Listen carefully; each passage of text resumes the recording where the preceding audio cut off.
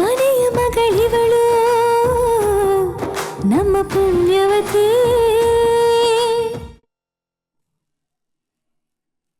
ಎಲ್ರದು ಊಟ ಆಯ್ತಾ? ಹ್ಞೂ ಅಮ್ಮಾಜಿ, ನಿಮ್ಗೋಸ್ಕರನೇ ಕಾಯ್ತಾ ಇದ್ವಿ. ನೀವು ಲೇಟ್ ಆಗತ್ತೆ ಅಂದ್ರಲ್ಲ, ಅದಕ್ಕೆ ಎಲ್ರೂ ಊಟ ಮಾಡಿದ್ವಿ. ಒಳ್ಳೇದಾಯ್ತು.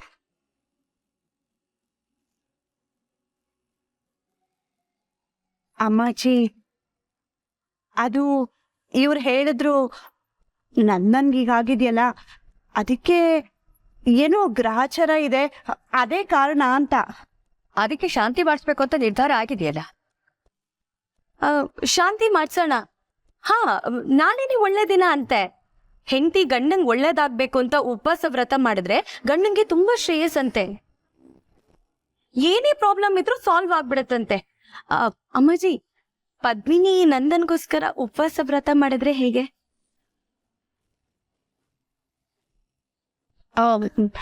ನನಗೂ ಹಾಗೆ ಅನ್ಸುತ್ತೆ. ಆದ್ರೆ ಇದೆಲ್ಲ ಹೇಳಿ ಮಾಡಿಸೋ ಅಂತದಲ್ಲ, ಅವ್ರ ಮನ್ಸಿಗೆ ಬರ್ಬೇಕು ಅಲ್ವಾ ಅಮ್ಮಾಜಿ? ನೀವ್ ಹೇಳ್ತಾರೋ ಸರಿಯಾಗೇ ಇದೆ. ಈ ಪೂಜೆ ವ್ರತಗಳೆಲ್ಲ ಇಷ್ಟಪಟ್ಟು ಮಾಡಿದಾಗ್ಲೇ ಒಳ್ಳೆ ಫಲಗಳು ಸಿಗೋದು. ಇಂಥದ್ರಲ್ಲೆಲ್ಲ ಪದ್ಮಿನಿಗೂ ಆಸಕ್ತಿ ಜಾಸ್ತಿ, ನಂಬಿಕೆ ಇದೆ. ನಾನ್ ಹೇಳಿದ್ರೆ ಅವಳು ಖಂಡಿತ ಈ ವ್ರತನ ಬಾರೇ ಮಾಡ್ತಾಳೆ. ನಾಳೆಯಿಂದ ಉಪವಾಸ ಇರೋದಕ್ಕೆ ರೆಡಿ ಆಗು ಪದ್ಮಿನಿ. ಆದ್ರೆ ಪದ್ಮಿನಿ ಈ ವ್ರತ ಮಾಡೋದ್ ಬೇಡ.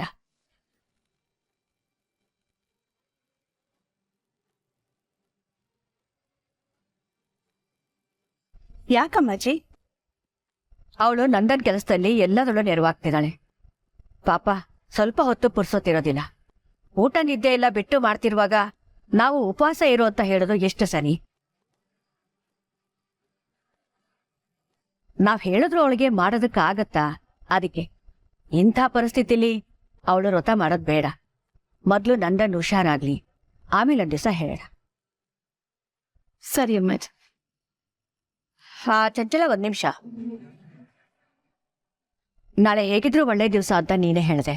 ನಿನ್ ಗಂಡನ್ ಒಳ್ಳೇದಕ್ಕೋಸ್ಕರ ನೀನು ಈ ವ್ರತನ ಮಾಡು.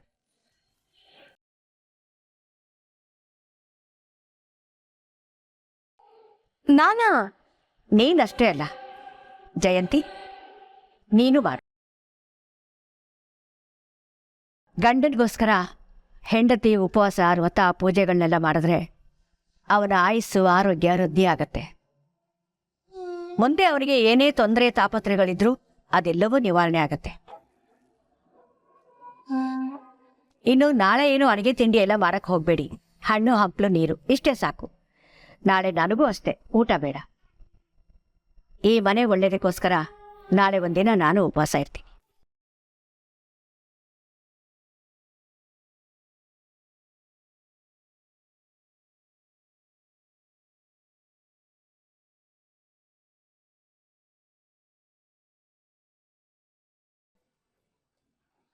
ಏನ್ ಕರ್ಮ ಆತೆ ಇದು. ಅಲ್ಲ, ನಂಗೆ ಈ ಪಾಠ ಬೇಕಿತ್ತಾ? ಆ ಪದ್ಮಿನಿನ ಉಪವಾಸ ಇಡೋಣ ಅಂತ ಹೋದ್ರೆ ಇವತ್ ನನ್ ತಲೆಗೆ ಬಂದಿದೆ. ಚಂಚಲ, ಒಂದ್ ತಿಳ್ಕೊ, ನೀನ್ ಆ ಪದ್ಮಿನಿಗೆ ಏನೇ ಮಾಡಕ್ ಹೋದ್ರು ಅದ್ ನಿನಗೆ ಉಲ್ಟಾ ಹೊಡಿತಾ ಇದೆ.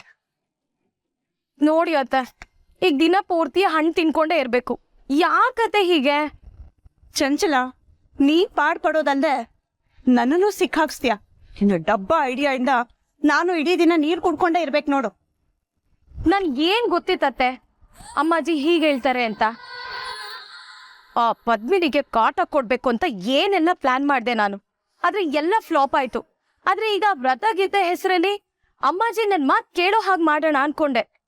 ಆದ್ರೆ ಆ ಪ್ಲಾನು ಫ್ಲಾಪ್ ಆಗ್ತಿದೆ. ಹೋಗ್ಲಿ ಬಿಡು, ಇವತ್ತೊಂದಿನ ತಾನೇ, ಹಣ್ಣೋ ಪಣ್ಣೋ ತಿನ್ಕೊಂಡಿದ್ರೆ ಆಯ್ತು. ಹಣ್ಣು ತಿನ್ನಕ್ ನನ್ಗೇನ್ ಬೇಜಾರಿಲ್ಲ ಅತ್ತೆ. ಆದ್ರೆ ಆ ಪದ್ಮಿನಿ ಅಡ್ಗೆ ಮಾಡ್ಕೊಂಡು ಹೊಟ್ಟೆ ತುಂಬಾ ಊಟ ಮಾಡ್ತಾಳಲ್ಲ, ಅದೇ ನನ್ಗೆ ಹೊಟ್ಟೆ ಉರಿತಾ ಇರೋದು. ರುಚಿ ರುಚಿಯಾಗಿ ಅಡ್ಗೆ ಮಾಡ್ಕೊಂಡೆ ತಿಂತಾಳೆ. ಅವಳು ಎಲ್ಲಿದ್ದಾಳೀಗ? ನಂದನ್ ಜೊತೆ ಹೋಗ್ತಾ ಇದ್ದಾಳೆ. 4 ದಿನ ಆದ್ಮೇಲೆ ಡಾಕ್ಟರ್ ಬರಕ್ ಹೇಳಿದಾರಂತೆ, ಅದಕ್ಕೆ ಅವನ್ನ ಕರ್ಕೊಂಡು ಹೋಗ್ತಾ ಇದ್ದಾಳೆ.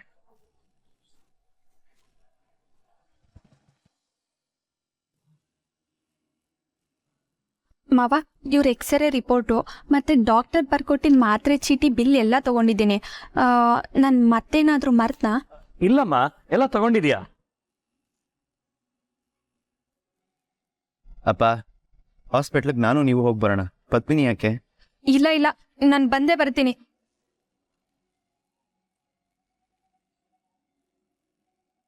ಹ್ಞೂ ಕಣೋ, ಅವಳು ಬರ್ಲಿ, ನಿನ್ಗೇನ್ ಸಮಸ್ಯೆ?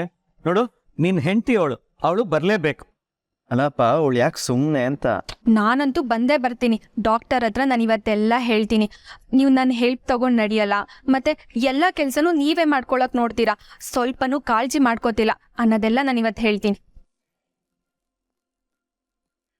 ಸರಿ, ಹೊರಡೋಣವಾ? ಪದ್ಮಿನಿ, ನೀನ್ ನಂದನ್ನ ಕರ್ಕೊಂಬಾ, ನಾನು ಕಾರ್ ತೆಗಿತೀನಿ. ವೀರೇಂದ್ರ, ಅಮ್ಮಾಜಿ, ಯಾವ ಕಡೆ ಹೊರಟ್ರಿ?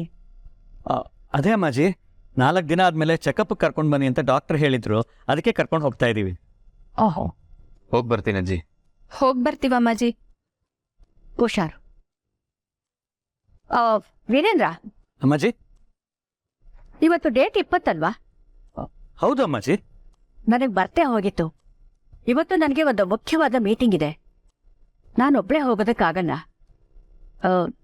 ನರೇಂದ್ರನೂ ಮನೇಲಿಲ್ಲ. ನೀನ್ ಬೇರೆ ಇವ್ರ ಜೊತೆ ಹೊರಟಿದ್ಯಾ?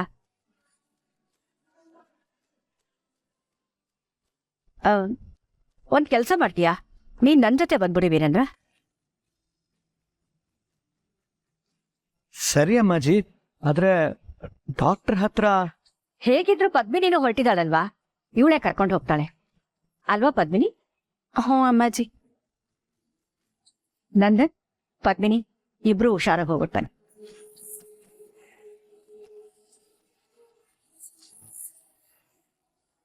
ಅಮ್ಮಾಜಿ, ನಾನು ಡ್ರೆಸ್ ಚೇಂಜ್ ಮಾಡ್ಬರ್ತೀನಿ.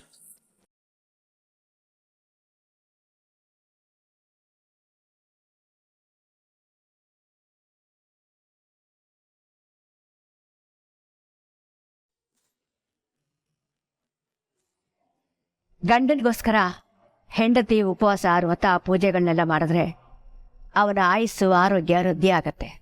ಮುಂದೆ ಅವನಿಗೆ ಏನೇ ತೊಂದರೆ, ತಾಪತ್ರೆಗಳಿದ್ರೂ ಅದೆಲ್ಲವೂ ನಿವಾರಣೆ ಆಗತ್ತೆ.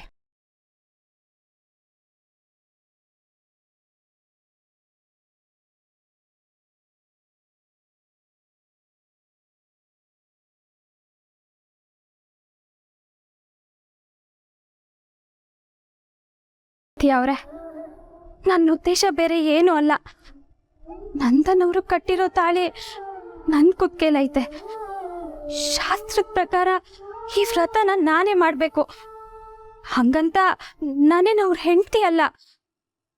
ಆದರೂ ಈ ವ್ರತನ ನಾನೇ ಮಾಡ್ತೀನಿ. ಮಾಡದೇ ಇದ್ರೆ ನಂದನವ್ರಿಗೆ ಶ್ರೇಯಸ್ ಸಿಕ್ಕಕ್ಕಿಲ್ಲ. ನಂದನವರು ಅಕ್ಕ ಖುಷಿಯಾಗಿ ಬದುಕಬೇಕು ಅನ್ನೋದಷ್ಟೇ ನನ್ನ ಉದ್ದೇಶ. ಇದ್ರಾಗೆ ಏನಾದರೂ ತಪ್ಪಿದ್ರೆ ದಯವಿಟ್ಟು ನನ್ನನ್ನು ಕ್ಷಮಿಸ್ಬಿಡು ದೇವ್ರೆ. ನಾನಿವತ್ತು ಇಡೀ ದಿನ ಉಪವಾಸ ಇರ್ತೀನಿ. ಅಂತನವರು ಬೇಗ ಹುಷಾರಾಗ್ಲಿ, ಹಂಗೆ ಅವ್ರಿಗೆ ಅಕ್ಕನ ಮೇಲಿರೋ ಕೋಪನೂ ಬೇಗ ಕಮ್ಮಿ ಆಗಲಿ ದೇವ್ರೆ.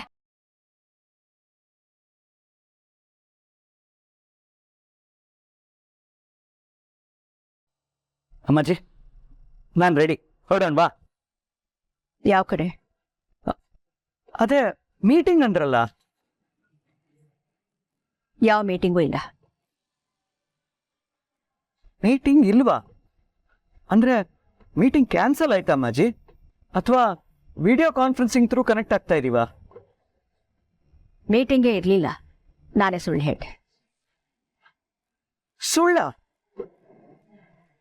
ನನಗೇನು ಅರ್ಥ ಆಗ್ತಾ ಇಲ್ಲ ಅಮ್ಮಾಜಿ, ಯಾಕೆ ಈ ಥರ ಹೇಳಿದ್ರಿ? ನಾನು ಯಾವತ್ತೂ ಒಂದು ಸುಳ್ಳು ಹೇಳ್ದವಳಲ್ಲ. ಆದರೆ ಇವತ್ತು ಪದ್ಮಿನಿ ನಂದನ್ಗೋಸ್ಕರ ಒಂದು ಚಿಕ್ಕ ಸುಳ್ಳು ಹೇಳ್ದೆ. ನಂದನ್ ಪದ್ಮಿನಿ ಜಗಳ ಇನ್ನೂ ಮುಗ್ದಿಲ್ಲ ಅನ್ಸತ್ತೆ. ನಮ್ಮೆಲ್ಲರ ಎದುರುಗಡೆ ಸುಮ್ಮನೆ ಖುಷಿಯಾಗಿರೋ ಥರ ಇದ್ದಾರೆ ಅಷ್ಟೆ. ಎಲ್ಲಿ ತನಕ ನಾವ್ಯಾರಾದರೂ ಅವ್ರ ಜೊತೆಲಿ ಇರ್ತೀವೋ ಅಲ್ಲಿ ತನಕನೂ ಅವರಿಬ್ಬರ ಮಧ್ಯೆ ಇದ್ದ ಮನಸ್ತಾಪ ದೂರ ಆಗೋದಿಲ್ಲ ವೀರೇಂದ್ರ. ಅವರಿಬ್ಬರ ಮಧ್ಯೆ ನಾವೇ ಗೋಡೆ ಆಗಿ ಅವ್ರ ಅಂತರನ ಸೃಷ್ಟಿ ಮಾಡ್ತಾ ಹೋಗ್ತೀವಿ. ಅವರಿಬ್ಬರೇ ಸಮಯ ಕಳಿಬೇಕು ಅನ್ನೋದು ನನಗೆ ತುಂಬಾ ಅಗತ್ಯ ಅನಿಸ್ತು. ಇವತ್ತು ಅವರಿಬ್ರು ಜಗಳ ಮಾಡ್ತಾರಾ? ಮಾಡ್ಕೊಳ್ಳಿ. ಅಥವಾ ಮನಸ್ಸು ಮೆಚ್ಚಿ ಮಾತಾಡ್ತಾರಾ? ಮಾತಾಡ್ಕೊಳ್ಳಿ. ಇಲ್ಲ ಮೌನದಲ್ಲೇ ರಾಜಿ ಆಗ್ತಾರಾ? ಆಗ್ಲಿ. ಒಟ್ನಲ್ಲಿ ಅವರು ಜಗಳನ ಮರೆತು ಇಬ್ರು ಖುಷಿಯಾಗಿರ್ಬೇಕು. ಅಷ್ಟೇ ನನ್ನ ಉದ್ದೇಶ. ಅಮ್ಮಾಜಿ, ನನಗಿದೆಲ್ಲ ಗೊತ್ತೇ ಆಗ್ಲಿಲ್ಲ. ನಂದನ್ನ ಕರ್ಕೊಂಡು ಡಾಕ್ಟರ್ ಹತ್ರ ಹೊರಟಿದ್ದೆ, ನೀವು ಮೀಟಿಂಗ್ ಇದೆ ಅಂದಿದ್ದಕ್ಕೆ ರೆಡಿಯಾಗಿ ಬಂದೆ. ದೊಡ್ಡವರಾಗಿ ಈ ಸೂಕ್ಷ್ಮಗಳನ್ನ ನಾವೇ ಅರ್ಥ ಮಾಡ್ಕೋಬೇಕು ವೀರೇಂದ್ರ. ಹೋಗ್, ಈ ಕಿಟ್ಟನ್ನ ಎತ್ತಿಟ್ಟು ಬಟ್ಟೆ ಬದಲಾಯಿಸ್ಕೋ. ಇವತ್ತು ಮೀಟಿಂಗು ಏನೂ ಇಲ್ಲ. ಮೀಟಿಂಗ್ ಇಲ್ಲ ಸರಿ, ಆದ್ರೆ ಈಟಿಂಗ್ ಯಾಕಿಲ್ಲ ಅಮ್ಮಾಜಿ? ಓ, ನಿನಗೆ ಗೊತ್ತಿಲ್ಲ ಅಲ್ವಾ? ಇವತ್ತು ಮನೆ ಹೆಂಗಸರೆಲ್ಲ ಅವ್ರ ಗಂಡಂದರ ಶ್ರೇಯಸ್ಸಿಗೆ ಉಪವಾಸ ಮಾಡ್ತಾ ಇದ್ದಾರೆ. ಇನ್ನು ನಾನೊಬ್ಳು ಏನ್ ಊಟ ಮಾಡೋದು ಅಂತ ನಾನು ಉಪವಾಸ ಮಾಡ್ತಾ ಇದ್ದೀನಿ.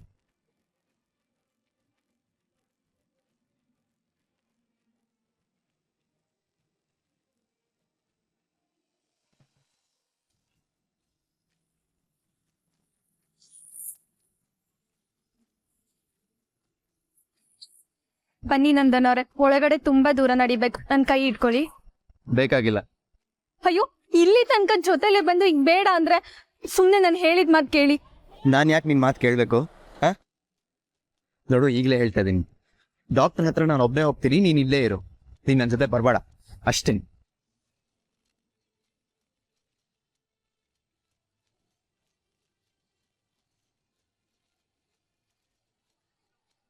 ಛೇ, ನಂದನ್ನವ್ರ ಕೋಪ ಸ್ವಲ್ಪನೂ ಇಳ್ದಿಲ್ಲ. ಅತ್ಯವ್ವ ಹೇಳಿದ್ದೆಲ್ಲ ಮಾಡ್ದೆ.